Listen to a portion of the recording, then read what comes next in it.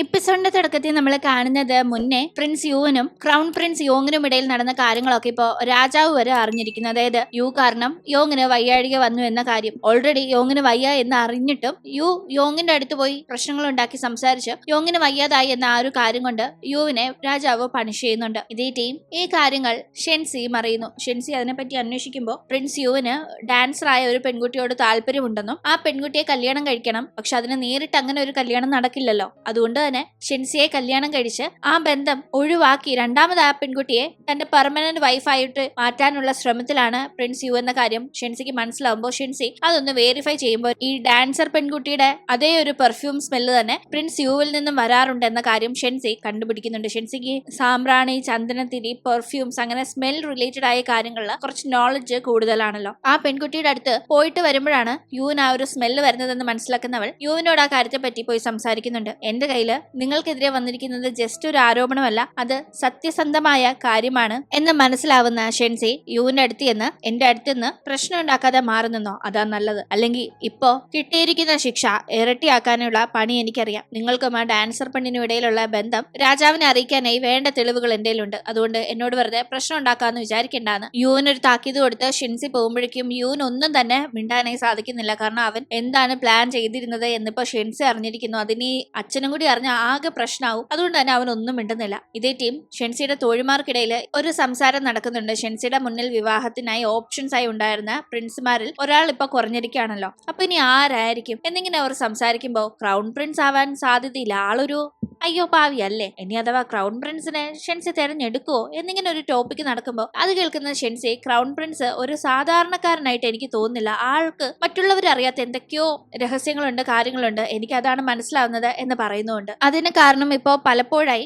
ഷെൻസി യോങ്ങിനെ കാണുന്നുണ്ടല്ലോ, അവൾക്ക് യോങ്ങിൽ നിന്ന് ഫെമിലിയർ ആയ ഒരു സ്മെൽ അതിന്റെ ഇടയിൽ കിട്ടിയിട്ടുണ്ടായിരുന്നു. ഷെൻസിയെ അന്ന് ആക്രമിക്കാൻ വന്ന ആളുകളിൽ നിന്ന് ഹെൽപ്പ് ചെയ്ത ആ ഒരാളിൽ നിന്ന് വന്ന അതേ സ്മെല്ലും അതിനു മുന്നേ അവളുടെ അടുത്ത് വന്ന ആ ഒരു ഇമ്മോർട്ടൽ വെയിൻ ചോദിച്ച ആ ആളുടെ സ്മെല്ലും ഇപ്പോൾ ഫെമിലിയർ ആയി യോങ്ങിൽ നിന്ന് വരുന്ന കണക്ക് ഷെൻസിക്ക് ഫീൽ ചെയ്തിട്ടുണ്ടായിരുന്നു. പക്ഷെ അത് യോങ് നേരിട്ട് വന്ന് ഹെൽപ്പ് ചെയ്തതാണോ അതോ യോങ് അതുമായി ഒരു ബന്ധമില്ലാത്ത ആളാണോ എന്ന് കൺഫേം ചെയ്യാനേ സാധിക്കില്ല. കാരണം ഒരേ കണക്ക് സ്മെല്ല് ചിലപ്പോൾ പലരിൽ നിന്നും വരാം. അതിന് പുറമെ ക്രൗൺ പ്രിൻസ് ആയ യോങ്ങിന് ഷെൻസിയുടെ അടുത്ത് അങ്ങനെ വന്ന് ഹെൽപ്പ് ചെയ്യേണ്ട കാര്യം ഒന്നും തന്നെ ഇല്ലല്ലോ. അതുകൊണ്ട് തന്നെ അവൾക്ക് ഒരു കാര്യം അങ്ങോട്ട് ഉറപ്പിക്കാനേ സാധിക്കുന്നില്ല. എന്തായാലും ഇങ്ങനെ ഒരു ഡൗട്ട് അവളുടെ മനസ്സിൽ ഇപ്പോൾ കയറി കൂട്ടിയിട്ടുണ്ട്. അങ്ങനെ അപ്പോഴേക്കും ലെഡ്ജർ വായിച്ചുകൊണ്ടിരിക്കുന്ന യോങ്ങിന്റെ അടുത്തേക്ക് ടിയാനെത്തി പ്രിൻസ് യുവിനും ഷെൻസിക്കും ഇടയിൽ നടന്ന കോൺവെർസേഷനെ പറ്റിയും യുവിനെ ഷെൻസി ലിസ്റ്റിൽ നിന്ന് ആ ഒരു സംഭവത്തോടു കൂടി കട്ട് ചെയ്തു എന്ന കാര്യവും അറിയിക്കുന്നുണ്ട്. യോങ് അപ്പോഴേക്കും അവന് വിഷം കൊടുത്തത് ആരാണ് എന്ന് കണ്ടുപിടിക്കാനായിട്ടുള്ള പരിശ്രമത്തിലാണ്. വിഷം കൊടുത്ത ആളെ പറ്റി ഡയറക്റ്റ് ആയി പരാമർശമൊന്നും ഇല്ലെങ്കിലും ആ ഒരു ലെഡ്ജർ വായിക്കുമ്പോൾ അതിൽ നിന്ന് ഈ ലെഡ്ജർ തയ്യാറാക്കിയ ആള് തീർച്ചയായും തനിക്ക് വിഷം തന്ന ആളെ കൊണ്ട് അത് ചെയ്യിപ്പിച്ചതാണ്, ചില കാര്യങ്ങളൊക്കെ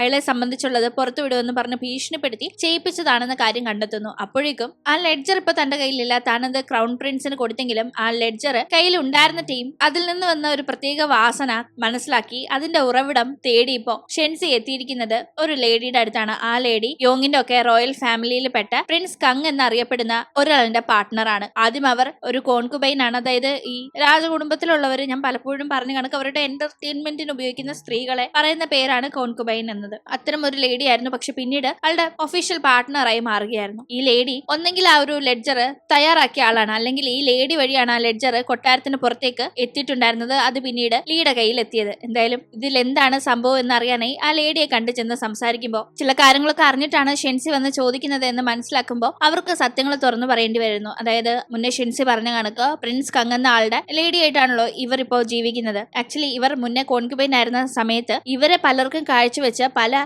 റോയൽ ഫാമിലിയിലെ വലിയ വലിയ ആളുകളുടെയും പല അഡ്മിനിസ്ട്രേറ്റീവ് പൊസിഷൻസിൽ ഇരിക്കുന്ന ആളുകളുടെയും രഹസ്യങ്ങൾ പ്രിൻസ് കങ് മനസ്സിലാക്കിയിട്ടുണ്ടായിരുന്നു. കൂടാതെ ഇവരുടെ സഹായത്തോടു കൂടി തന്നെ പല പെൺകുട്ടികളെയും, പ്രത്യേകിച്ച് ചോദിക്കാനും പറയാനും ആരുമില്ല എന്ന് കാണുന്ന അനാഥരായ പല പെൺകുട്ടികളെയും പല ഉന്നതർക്കും കാഴ്ചവെച്ച് അവരുടെ ലൈഫിലെ പല രഹസ്യങ്ങളും ആ പെൺകുട്ടികൾ വഴി മനസ്സിലാക്കി അവരെ സംബന്ധിക്കുന്ന വളരെ നിഗൂഢമായ രഹസ്യങ്ങൾ, അവർ ചെയ്ത തെറ്റുകളും കാര്യങ്ങളും ഒക്കെ ഇത്തരം ഒരു ബുക്കാക്കി അത് രേഖപ്പെടുത്തി അതൊരു തെളിവായി കയ്യിൽ സൂക്ഷിച്ചു വെച്ച് അത് പുറത്തു വിടുമെന്ന് പറഞ്ഞ് പലരെയും പേടിപ്പിച്ച് പലരെയും കൊണ്ട് പലതും ചെയ്തു കൂട്ടിയിരുന്നു എന്ന് മനസ്സിലാവുന്നുണ്ട്. ഷെൻസി ആയിട്ട് എന്തായാലും ഇത് വലിയൊരു തെറ്റ് തന്നെയാണ്. ഒരാൾ ചെയ്ത തെറ്ററിഞ്ഞാൽ അത് പുറത്തു കൊണ്ടെന്ന് അയാൾക്ക് തക്കതായ ശിക്ഷ മേടിച്ചു കൊടുക്കാതെ ആ തെറ്റിനെ ഒരു ആയുധമാക്കി വെച്ച് അയാളെ വീണ്ടും വീണ്ടും തെറ്റിലേക്ക് കൊണ്ടുപോകുന്നതാണ് ഏറ്റവും വലിയ തെറ്റ്. അതുകൊണ്ട് തന്നെ അതിനുള്ള ശിക്ഷ നേടിയേ പറ്റൂ. ഇപ്പോ ഈ കാര്യങ്ങൾ പുറത്തു വരാൻ പോകുന്നതെന്ന് അറിഞ്ഞാൽ പ്രിൻസ് കങ് തീർച്ചയായും നിങ്ങളെ കുടുക്കും. അതുകൊണ്ട് നിങ്ങൾ ഒരു മാപ്പ് സാക്ഷിയായി പ്രിൻസ് കങ്ങിനെ കുടിക്കാല് നിങ്ങൾക്ക് രക്ഷപ്പെടാനുള്ള പഴുത് ഞാൻ ഉണ്ടാക്കി തരാം. അല്ലെങ്കിൽ നിങ്ങളുടെ ജീവൻ പോലും രക്ഷിക്കാനായി സാധിക്കില്ല. എന്തായാലും ഇതൊരു ദിവസം പുറത്തു വരുമ്പോൾ പ്രിൻസ് കങ് നിങ്ങളെ ആയിരിക്കും കൊടുക്കാൻ പോവുക. അയാൾക്ക് ഓൾറെഡി നിങ്ങളെ കൊണ്ട് നേടേണ്ട കാര്യങ്ങളൊക്കെ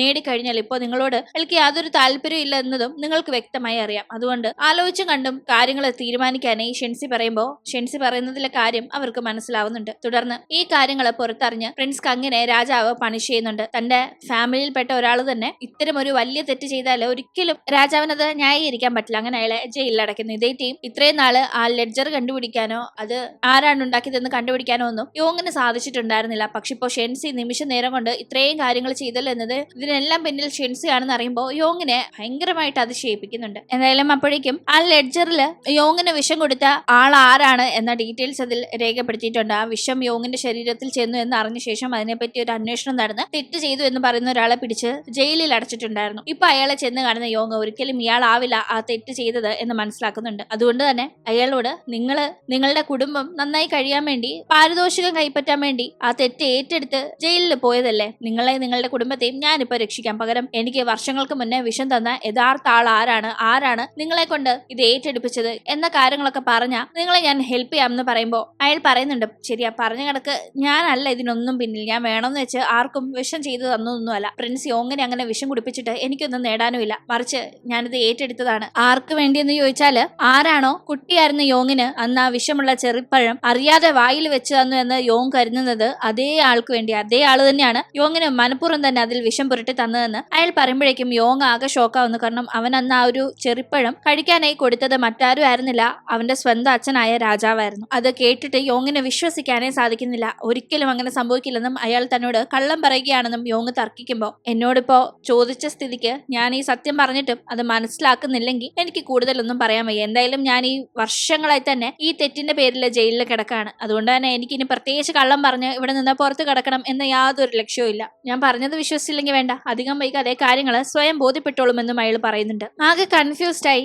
യോങ് പുറത്തേക്ക് എത്തുമ്പോഴേക്കും ടിയാൻ കാത്തു നിൽപ്പുണ്ടായിരുന്നു. എന്തായി, അയാളാണോ ചെയ്തത്, അയാൾ എന്ത് പറഞ്ഞു, ആരെ അയാള് ഇപ്പൊ വെളിപ്പെടുത്തിയത് എന്നെല്ലാം ടിയാൻ ചോദിക്കുമ്പോൾ പ്രത്യേകിച്ച് ഒന്നും ഇല്ലാന്ന് പറഞ്ഞ് യോങ് ആകെ കുഴഞ്ഞു വീഴാണ്. കാരണം യോങ്ങിന് തന്റെ അച്ഛന്റെ പേര് അവിടെ പറയാനും വയ്യ, ആകെ ടെൻഷൻ ആയിട്ടും വയ്യ. ഇതേ ടീം ബോധം പറയുന്ന യോങ്ങിന്റെ മനസ്സിൽ കുട്ടിക്കാലത്ത് അച്ഛന്റെ കൂടെ ഉണ്ടായിരുന്ന വളരെ സ്വീറ്റ് ആയ മെമ്മറീസ് ആണ് പോകുന്നത്. യോങ്ങില് ഫാമിലിയിൽ അല്പമെങ്കിലും സ്നേഹം കാണിച്ചിരുന്ന ആള് ഈ അച്ഛനാണ്. ആ അച്ഛൻ തനിക്ക് വിഷം തന്നു എന്നത് കേട്ടിട്ട് യോങ്ങിന് വിശ്വസിക്കാൻ സാധിക്കുന്ന ഒരു കാര്യമായിരുന്നേ ഇല്ല. ആകെ വയ്യാണ്ടാവുന്ന യോങ്ങിനെ രക്ഷപ്പെടുത്താനായി കാര്യം പറഞ്ഞ് ഷെൻസി അവളുടെ കയ്യിലുണ്ടായിരുന്ന ഇമ്മോർട്ടൽ വെയിൻ കൊണ്ട് കൊടുക്കുന്നുണ്ട്. അതുവഴി ചികിത്സിച്ചപ്പോ യോങ്ങിനെ രക്ഷപ്പെടുത്താനും സാധിക്കുന്നു. യോങ് ഒരിക്കലും ഷെൻസി തന്നെ ഹെൽപ്പ് ചെയ്യാൻ വേണ്ടി ഇങ്ങനെ ഒരു കാര്യം ചെയ്യുമെന്ന് അപ്പോ പ്രതീക്ഷിച്ചിട്ടേ ഉണ്ടായിരുന്നില്ല. എന്തായാലും അപ്പോഴേക്കും അടുത്ത ദിവസമായിട്ട് എല്ലാവരും ഒത്തുകൂടുന്നുണ്ട്. രാജാവും ക്വിങ്ഷിയും യോങ് ഉൾപ്പെടെയുള്ള ബാക്കി പ്രിൻസും എല്ലാവരും തന്നെ. ഈ ഒരു ടീം പൊതുവെ ഇവർ ഇങ്ങനെ വർഷത്തിലൊരിക്കൽ ഒത്തുകൂടി ഈ രാജകുമാരന്മാർക്കിടയിൽ ചെറിയൊരു ഫൺ കോമ്പറ്റീഷൻ നടത്താറുള്ളതാണ്. ഇത്തവണ രാജാവായിട്ട് ഒരു പോയിട്രി കോമ്പറ്റീഷൻ നടത്താനായി തീരുമാനിക്കുന്നു. അതിനുള്ള ടോപ്പിക്ക് ക്വിങ്സിക്ക് സെലക്ട് ചെയ്യാം. ക്വിങ്സി ഇവരുടെ ഓരോരുത്തരുടെയും കവിത കേട്ട്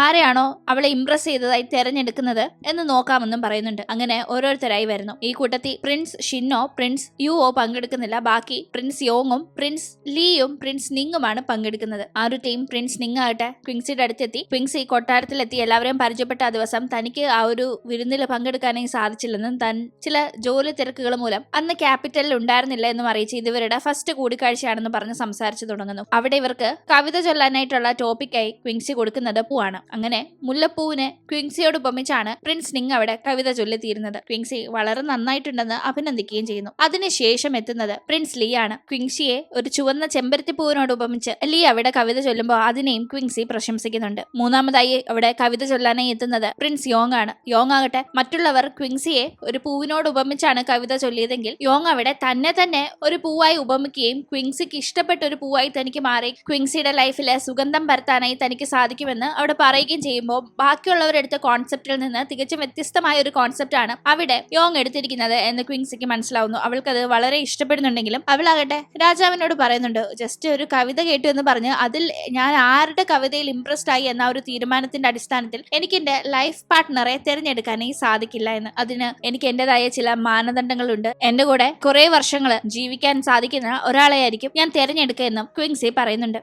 ആ തീരുമാനമെടുക്കാനായി എനിക്ക് ഇനിയും സമയം ആവശ്യമുണ്ടെന്ന് പറയുമ്പോൾ രാജാവ് അതിനെ സമ്മതിക്കുന്നു. ഇതേ ടീം യോങ് ക്വിൻസിയെ ഇംപ്രസ് ചെയ്യാനായി നോക്കിയത് പ്രിൻസ് ലീക്ക് തീരെ ഇഷ്ടപ്പെട്ടിട്ടില്ല. ലീ അതിന്റെ പേരിൽ ടെൻഷൻ ആവുമ്പോഴേക്കും ഷിൻ ലീയെ സമാധാനിപ്പിക്കുന്നുണ്ട്. നീ ടെൻഷൻ ആവേണ്ട, എന്തായാലും അവളെ നിനക്ക് തന്നെ കിട്ടും, അതിനുവേണ്ട എല്ലാ കാര്യങ്ങളും ഞാൻ ചെയ്യുമെന്ന്. ഇത് കേൾക്കുന്ന ഇവരുടെ രണ്ടുപേരുടെയും അങ്കിളായ ഒരാൾ പക്ഷെ അത് അത്ര ഈസി ആവില്ല എന്ന് അവർ ഓർമ്മപ്പെടുത്താണ്. കാരണം യോങ് ഈ ഒരു മത്സരത്തിൽ പങ്കെടുത്തെങ്കിൽ അവന് തീർച്ചയായും ക്വിൻസിയോട് താല്പര്യമുണ്ട് എന്നാണല്ലോ അതിന്റെ അർത്ഥം. അവൻ എത്ര ആയുസില്ലാത്തവനാണ് എന്നൊക്കെ നമ്മൾ പറഞ്ഞാലും അവൻ ക്രൗൺ പ്രിൻസ് ആണ്. അതുകൊണ്ട് തന്നെ അതിന്റെ ഒരു മേൽക്കൈ അവൾ നിങ്ങൾക്ക് മേലിൽ അവന് കൊടുക്കാനായി സാധ്യതയുണ്ട്. അതുകൊണ്ട് തീർച്ചയായും ജാഗ്രതയോടുകൂടി മുന്നോട്ട് പോകണം. യോങ്ങിന്റെ മുന്നിൽ നിങ്ങൾ തോൽക്കാനായി പാടില്ല എന്ന് ഓർമ്മപ്പെടുത്തുന്നു. അങ്ങനെ അതിനുശേഷം ഷെൻസിയുടെ അടുത്തേക്ക് എത്തുന്ന പ്രിൻസ് നിങ്ങാട്ടെ ഷെൻസി ഫ്രാഗ്രൻസ് പരമായ സാധനങ്ങളൊക്കെ ഉണ്ടാക്കുമെന്ന ഒരു കാര്യം കൊണ്ട് അത്തരം സംബന്ധമായ ചില സമ്മാനങ്ങളൊക്കെ അവൾക്ക് നൽകുന്നുണ്ട്. അവൾ പക്ഷെ അതിലൊന്നും വലിയ ഇൻട്രസ്റ്റ് കാണിക്കുന്നില്ല. അവൾ നേരെ പോകുന്നത് യോങ്ങിന്റെ അടുത്ത് സംസാരിക്കാനായിട്ടാണ്. യോങ് ആകട്ടെ ആ കവിത ചൊല്ലിയതിൽ നിന്ന് തന്നെ അവളെ യോങ്ങിന് വളരെയധികം ഇഷ്ടപ്പെട്ടിട്ടുണ്ടെന്നും ഇവർക്കിടയിൽ വിവാഹം നടക്കണമെന്ന് യോങ് ആഗ്രഹിക്കുന്നുണ്ടെന്നും മനസ്സിലാക്കുന്ന